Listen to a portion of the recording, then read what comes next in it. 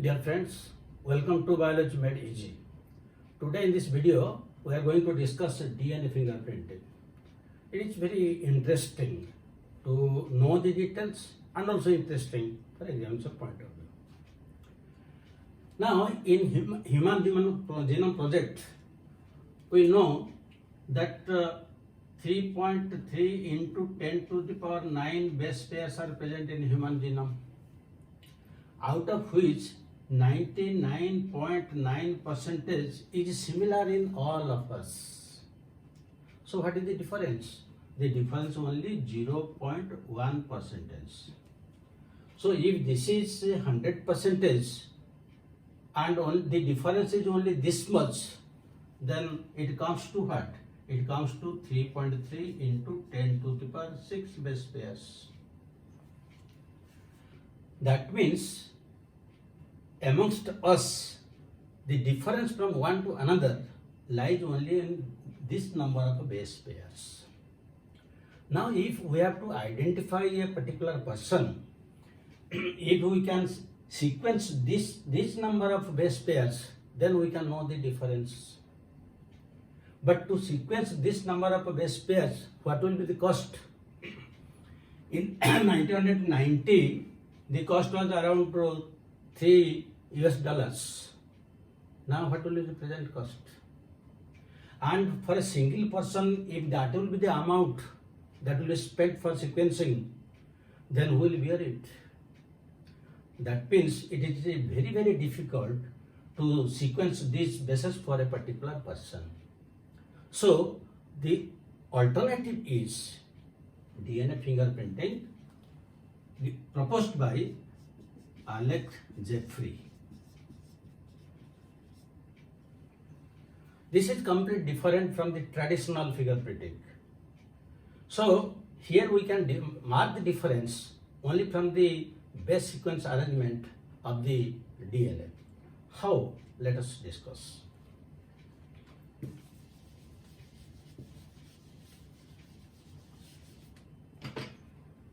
If one DNA will be cut into pieces by means of a restriction endonuclease, and if it will be subjected to density gradient centrifugation, we will get different types of waves like this. This corresponds to the bulk DNA, that means the major amount of DNA, while they correspond to satellite DNA. Now what is this satellite DNA? Satellite DNA means where there is repetitive sequences in the DNA, that is satellite DNA. The satellite DNA is again of two types. It may be mini satellite or it may be microsatellite, depending upon certain conditions. Number one condition, base composition.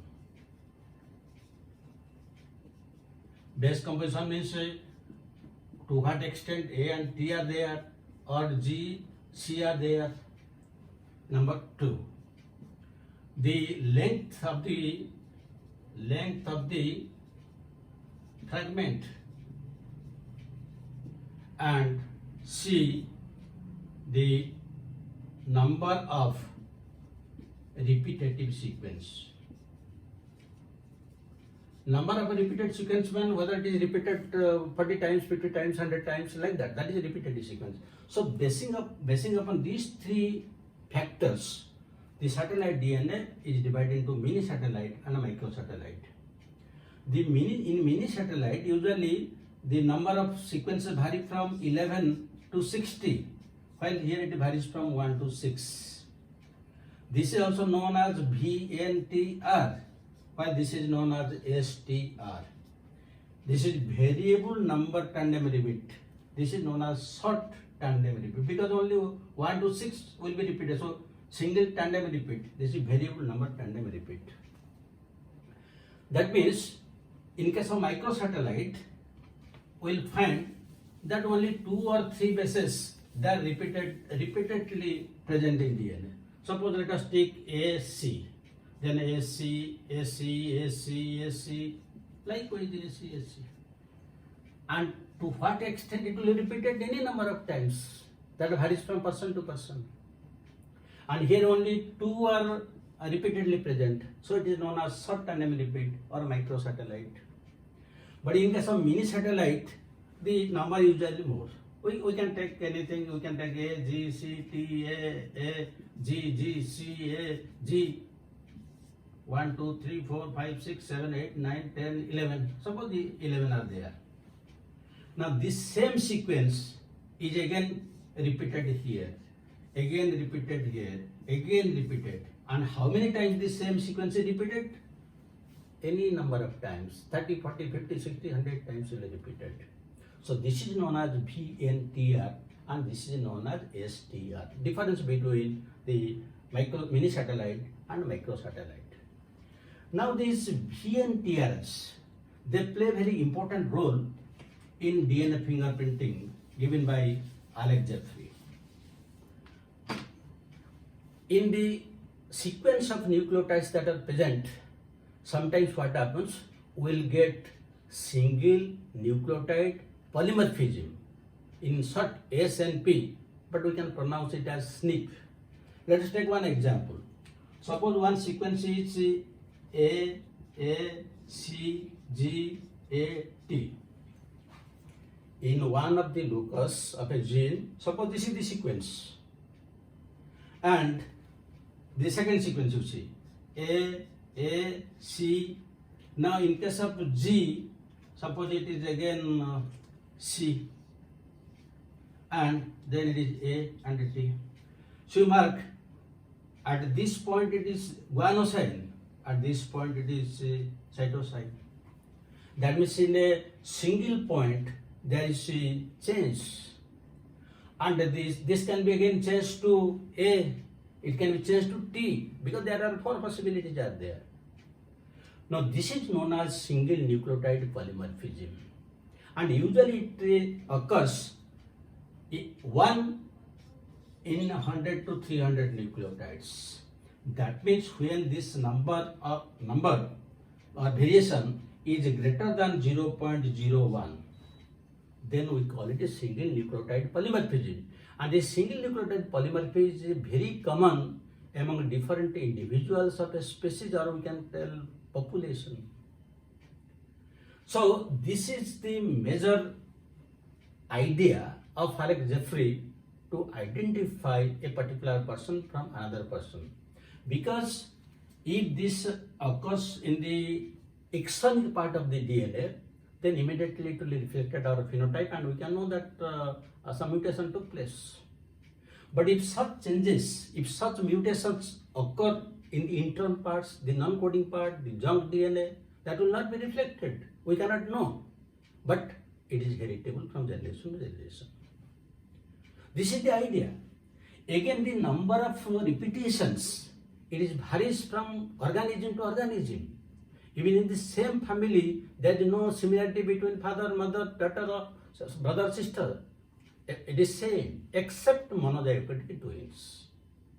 That is why this VNTR, the single nucleotide polymorphism, these are taken into account to identify a particular person or how it differs from another person. So how the whole thing is done. Now we have to discuss the procedure. In procedure, first we have to see what we have to identify. Suppose we want to identify a particular criminal. Then we have to take sample. The sample may be blood, sample may be hair follicle. It may be anything. It may be WBC, anything where nucleus is present. If you take RBC, it will not function because nucleus is not there. So from that cell, first point is isolation of DNA. From that cell, we have to separate it, and it may be from any part of the body, because whether it is the foot or the head or eye or ears or even the nail base, everywhere it is same. So we have to isolate. For this isolation, we can use ultracentrifuge, we can squeeze it, We can use chilled ether, then pulling, all these things, details we will read in biotechnology. So, but that is the first point. Second point, suppose at the site of crime, the availability of the cells, hair follicles is very less, and we can't get sufficient amount of DNA for our experiments. In that case, we have to go for amplification. Amplification through PCR, polymerase chain reaction. Whatever DNA is there, that will be amplified into millions and billions of copies through polymerase chain reaction. Then third point, cutting into fragments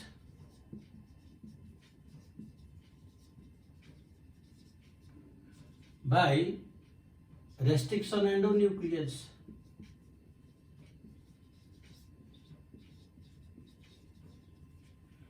Now the restriction endonuclease enzyme will cut this DNA into several fragments.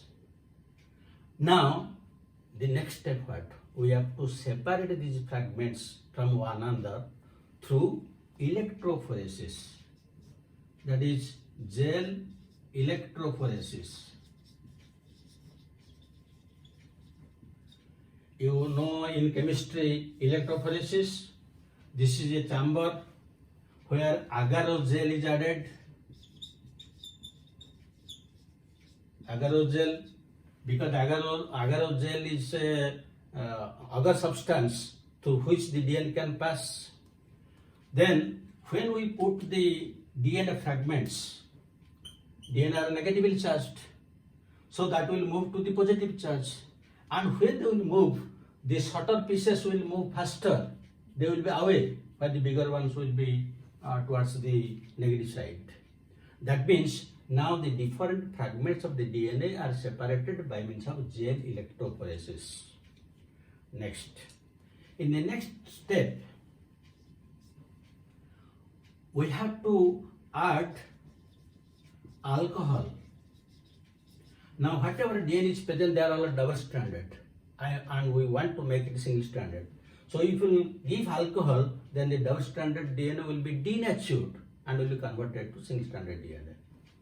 Next step, on that electrophoresis chamber, now we have to put nitrocellulose paper.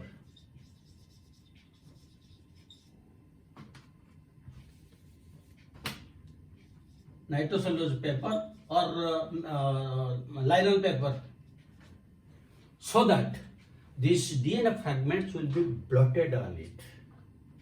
This is known as Southern blotting technique. Southern is the name of the scientist. This is known as Southern blotting technique. That is, all the single-stranded DNA will be blotted on that nitrocellulose paper. So now, in a nitrocellulose paper, we have all single-stranded DNA fragments are there. The next step is we have to use DNA proofs. Next step is use of DNA proofs. Now this, what is this DNA proof? That is very important from examination point of view. DNA proof means a single-stranded DNA having known base sequences. Known means whether there is C, G, A, T, whatever is there, you know it. Known base sequence. And only 8 to 10 nucleotides are there and have radioactivity. That is known as proof. A single-stranded DNA with 8 to 10 nucleotides of a known base sequence and with radioactivity. Now these proofs will be allowed on this nitrocellulose paper. So the sequence of this is already known. Now when it will be applied on this nitrocellulose paper, it will be attached to the complementary base sequences present in the single stranded sequences. Suppose here one sequence is there and this will be attached there. Another proof that will be attached there, like that. This is known as hybridization. Now when they will attach, it will appear in the form of a dark band. And the next point is use of X-ray. Now if we will apply X-ray on this nitrocellulose paper, since here radioactivity is there, now the dark bands will appear like a barcode. That is, you must have seen it in different malls. They scan the barcode and what is the price is automatically known. In the same way, this is the fingerprint of that particular person, or you can call it a DNA profile, or you can call it a DNA typing. Now the DNA profile, the DNA fingerprint or DNA typing of that particular person is known. This is known as DNA fingerprinting. But more important is its application. Its application is nowadays it is very common for identification of criminals, in case of any maternity paternity dispute, in case of some racial differences. Everything can be known from this DNA fingerprinting. Let us take one example. Suppose there is a crime at a particular place and two persons are suspected, and suppose the DNA will be taken from them. Suppose this is A and this is B specimen. That means this is one person, this is another person. Suppose this is one chromosome, these are homologous chromosomes, and this is also one chromosome, this is homologous chromosome.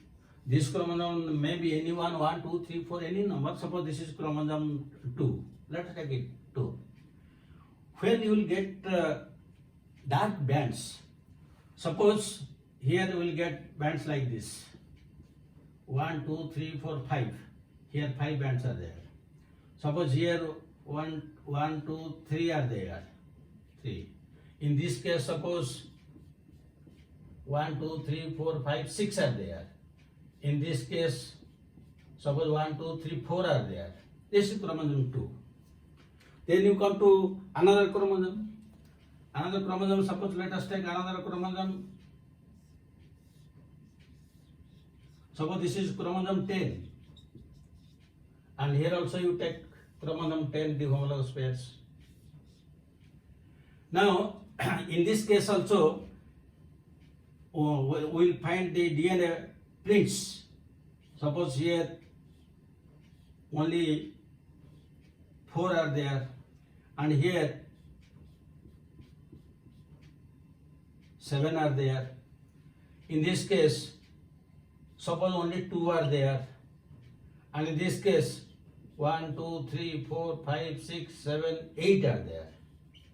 Suppose let us take only these 2 chromosomes. So these are the 2 persons who are suspected. Now from that crime site, the person who is the victim, from that also we will take the sample. So when that sample is again, the DNA profile is out. Suppose we will take that one, again we will take chromosome 2 and chromosome 3.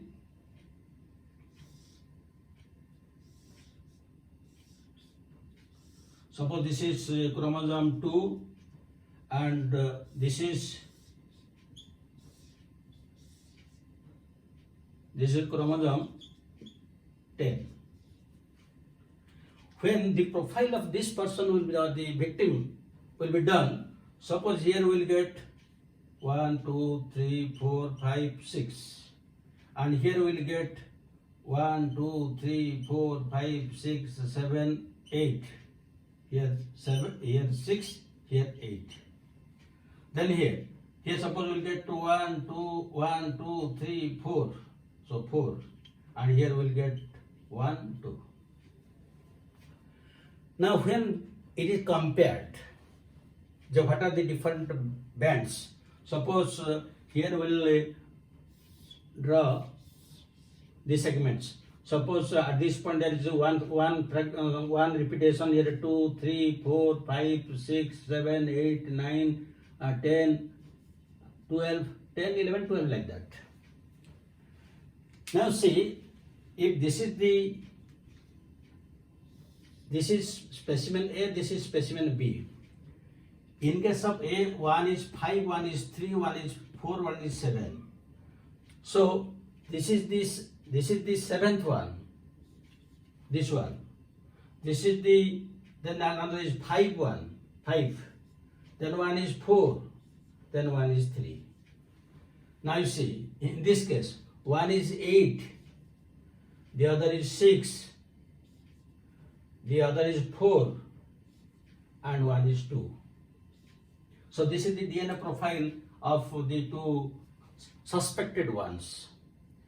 Now you compare with this one, with whom it is matching. You see here 8 is there, and here 8 is there in specimen B or the second person. Here 6 is there, here also 6 is there in same person. Here 4 is there, here also 4 is there, and here 2 is there, and here also 2 is there. That means the DNA profile of B is matching to the victim, which date or anything it is matching. That means this person B was present in the crime site. Either he might have committed the crime or he was present there and he can tell who is the actual criminal. So in this way nowadays everything is solved. The same thing can be applied in case of paternity-maternity dispute. Because when somebody will tell that I am the father of that child, there will be some controversies there. So in that case, the DNA profile of a father, mother and child will be taken. The DNA profile of the child will match 50% to the father and 50% to the mother. So it will match only to one father. So the other one which will not, in which it will not match, so he is not the actual father. And nowadays this is all solved by this means of DNA fingerprinting. So it is very interesting to know and also very interesting for the examination point of view. Now I will give you questions.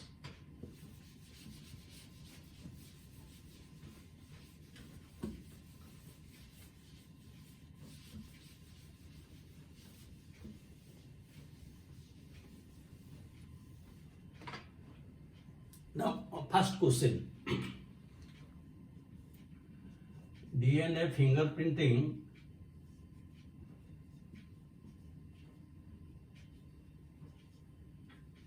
was proposed by A choice, Collins, B choice, Alex Jeffrey, C choice, Wilkins, D choice, we can tell none. So yes, the answer is there. Second question, which technologies were applied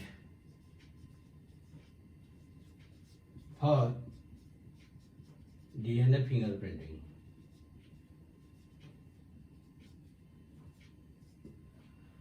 A choice PCR, B choice autoradiography,